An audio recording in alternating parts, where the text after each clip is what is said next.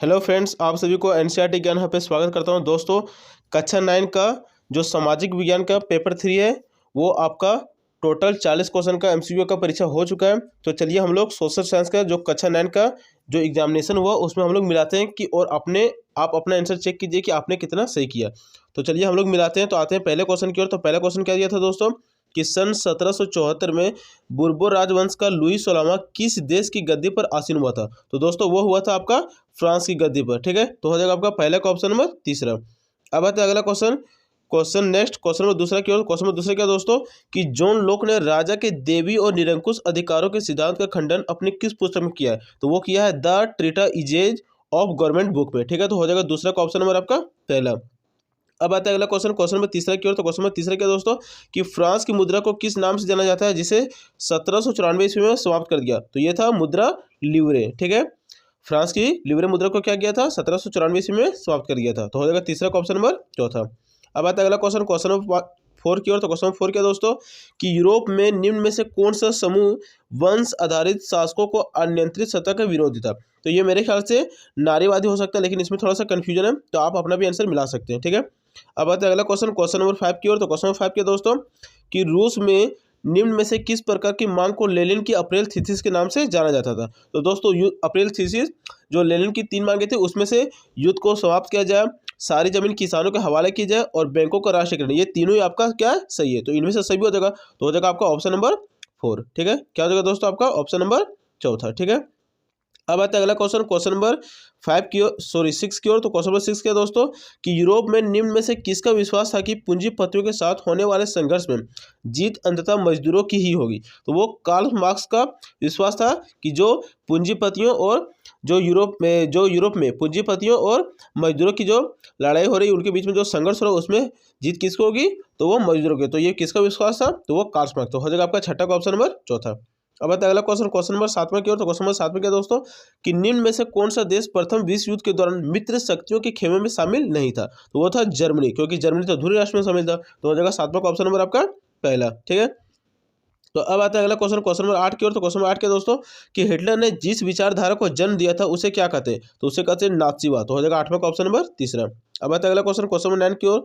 तो जाओ में किस समुदाय के लोग कुशल लकड़हारे और घुमंतू किसान के रूप में जाने जाते थे। तो वो आपका कलांग। ठीक है, तो हो जाएगा 9वां का ऑप्शन नंबर आपका दूसरा। अब आता है अगला क्वेश्चन नंबर 10 की ओर। तो 10 नंबर क्वेश्चन क्या है दोस्तों कि वन अधिनियम के चलते गांव वालों की निम्न में से कौन सी गतिविधियां गैर कानूनी बन गई थी। तो घर के लिए लकड़ी काटना, जंगल में नहीं काट सकते लकड़ी, पशुओं को चराना भी मना कर दिया था और कंदमूल फल इकट्ठा करना भी मना कर दिया था। तो इनमें से क्या हो जाएगा आपका सभी। तो हो जाएगा 10वां का ऑप्शन नंबर आपका चौथा। अब आता है अगला क्वेश्चन नंबर 11 की ओर। तो क्वेश्चन नंबर 11 क्या दोस्तों कि भेटिया, शेरपा और किन्नौरी समुदाय के लोग निम्न में से क्या थे। तो वो थे आपका चरवाहे। ठीक है, तो 11वां का ऑप्शन हो जाएगा आपका तीसरा। तो अब आता है अगला क्वेश्चन नंबर 12 की ओर। 12 नंबर क्वेश्चन क्या है कि उपनिवेशिक सरकार ने अपराधी जनजाति अधिनियम कब पारित किया। तो वो किया था 1871 ईस्वी में। तो हो जाएगा 12वां का ऑप्शन नंबर आपका पहला। अब आता है अगला क्वेश्चन नंबर 13 क्या कि उत्तर में भारत देश को लगभग 2 बराबर भागों में निम्न में से कौन सी रेखा बांटती है। तो वो आपका कर्क रेखा जो कि उत्तरी भाग और दक्षिणी भाग में बांट देती है। तो हो जाएगा आपका 13वां का ऑप्शन नंबर दूसरा। अब आता है अगला क्वेश्चन नंबर 14 की ओर। तो 14 नंबर क्वेश्चन क्या है कि उत्तराखंड, उत्तर प्रदेश, बिहार, पश्चिम बंगाल और सिक्किम की सीमाएं किस देश को छूती है। तो वो आपका नेपाल को क्या करती है, ये सारे ही राज्य भारत के जो नेपाल की सीमा से छूती है। ठीक है, तो हो जाएगा 14 का ऑप्शन नंबर पहला। अब आता है 15 नंबर क्वेश्चन। 15 नंबर क्वेश्चन क्या है दोस्तों कि तीस्ता तथा दिहांग निम्न में से किसके नाम से है जो असम हिमालय का सीमांकन करती है। दोस्तों तो ये तीस्ता और दिहांग नदियां हैं। ठीक है, तो हो जाएगा 15 का ऑप्शन नंबर तीसरा। तो अब आता है नेक्स्ट क्वेश्चन नंबर 16 की ओर। तो क्वेश्चन नंबर 16 क्या है कि भारत में हिमालय पर्वत की श्रृंखला में सबसे लंबी तथा सबसे महत्वपूर्ण श्रृंखला किसे मानी जाती है। तो वो मानी जाती है आपकी पीर पंजाल को। ठीक है, तो हो जाएगा 16 का ऑप्शन नंबर दूसरा। अब आता है क्वेश्चन नंबर 17 की ओर। तो क्वेश्चन नंबर 17 क्या है कि भारत का कौन सा राज्य तथा नगर सिंधु तथा गंगा नदी तंत्रों के बीच जल विभाजक पर स्थित है। तो वो आपका हरियाणा अंबाला। ठीक है, तो 17 का हो जाएगा आपका पहला। अब आता है क्वेश्चन नंबर 18 की ओर। तो क्वेश्चन नंबर 18 क्या दोस्तों कि निम्न में से भारत के प्रायद्वीपीय भाग की एक प्रमुख नदी कौन है जिसे दक्षिण गंगा के नाम से भी जाना जाता है। तो वो आपकी गोदावरी नदी, जिसे भारत की दक्षिण की गंगा भी कहते हैं। तो 18 का हो जाएगा आपका चौथा। अब आता है क्वेश्चन नंबर 19 की ओर। तो क्वेश्चन नंबर 19 क्या है कि महानदी गोदावरी, कृष्णा तथा कावेरी पूर्व की ओर बहती हुई बंगाल की खाड़ी में गिरती है। ये नदियां अपने मुहाने पर किनका निर्माण करती है। तो वो अपने मुहाने पर डेल्टा का क्या करते हैं निर्माण। जो इस तरह से नदी आती है और इस तरह से क्या होती है चारे दिशा में क्या होती है बढ़ जाती है। तो इस तरह बढ़ती है तो इसी को बोलते हैं हम लोग डेल्टा। ठीक है, तो 19 का हो जाएगा आपका दूसरा। अब आता है अगला क्वेश्चन, क्वेश्चन नंबर 20 की ओर। तो क्वेश्चन नंबर 20 क्या है कि वन किस प्रकार का संसाधन है? तो ये आपका नवीकरणीय संसाधन, क्योंकि जंगल कटते हैं फिर वो अपने आप में क्या कर लेते हैं, नया जंगल का निर्माण कर लेते हैं, ठीक है। लेकिन अंधाधुंध कटाई से वो जंगल समाप्त हो सकते हैं। लेकिन वन किस प्रकार का संसाधन है? तो वो आपका नवीकरणीय संसाधन है, ठीक है। तो 20 का हो जाएगा आपका तीसरा। अब आता है अगला क्वेश्चन, क्वेश्चन नंबर 21 की ओर। क्या बोला कि वन क्षेत्र निम्न में से किन कारणों से कम हो रहे हैं? कहने का मतलब क्या है कि वन किस कारण से कम हो रहे हैं? तो उद्योगों के विकास होने के कारण, क्योंकि उद्योग बढ़ते हैं तो पेड़ों की कटाई होती है, शहरीकरण के परियोजना के कारण, और कृषि के लिए अधिक क्षेत्र की मांग। तो ये सारे हो जाएगा सही। तो हो जाएगा किसका ऑप्शन नंबर आपका चौथा नंबर, ठीक है। अब आते हैं क्वेश्चन नंबर 22 की ओर। तो क्वेश्चन नंबर 22 के दोस्तों कि निम्न में से कौन सा कारण भारत के उत्तर पश्चिमी भाग में शीत ऋतु में होने वाली वर्षा के लिए उत्तरदायी? कहने का मतलब क्या है कि जो उत्तरी भारत का मैदान जो शीत ऋतु में वर्षा होती है वो किसके कारण होती है? तो वो होती है आपका पश्चिमी विक्षोभ कारण। तो हो जाएगा 22 का ऑप्शन नंबर पहला। अब आते हैं क्वेश्चन नंबर 23 की ओर। तो क्वेश्चन नंबर 23 के दोस्तों कि राष्ट्रीय जनसंख्या नीति 2000 का मुख्य उद्देश्य क्या था? ठीक है, तो 14 वर्ष से कम आयु वाले बच्चों को निःशुल्क शिक्षा प्रदान करना, शिशु मृत्यु दर को कम करना, टीका रोधी बीमारियों को बच्चों से छिड़काव, और इनमें से भी। तो ये सारे आपका ऑप्शन सही हो जाएगा, ठीक है। तो हो जाएगा आपका 23 का ऑप्शन नंबर चौथा। कौन सा हो जाएगा? 23 का ऑप्शन नंबर आपका चौथा। अब आता है अगला क्वेश्चन, क्वेश्चन नंबर 25 की ओर। तो क्वेश्चन नंबर 25 क्या दोस्तों, सॉरी क्वेश्चन नंबर 24 देखना, ठीक है। ये 23 था, 23 का हो जाएगा आपका चौथा।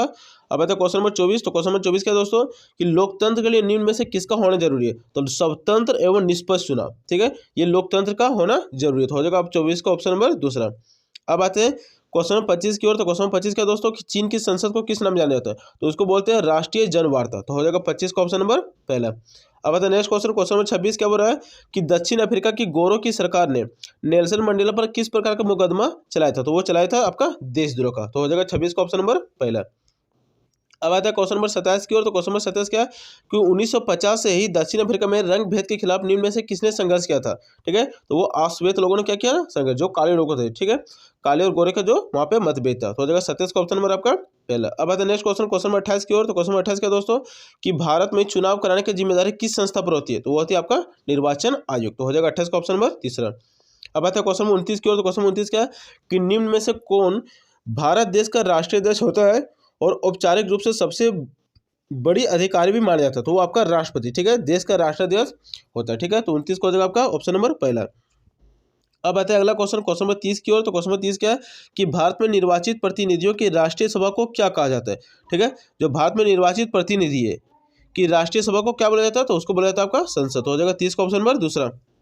अब आता है अगला क्वेश्चन, क्वेश्चन नंबर 31 की ओर। तो क्वेश्चन नंबर 31 क्या दोस्तों कि निम्न में से कौन जनप्रतिनिधियों की ऐसी सभा मानी जाती है जिसके पास देश का कानून बनाने का, कर बढ़ाने का, बजट बनाने का विशेष अधिकार प्राप्त होता है? तो वो होता है आपका कार्यपालिका के पास, ठीक है। तो 31 का हो जाएगा आपका ऑप्शन नंबर पहला, ठीक है।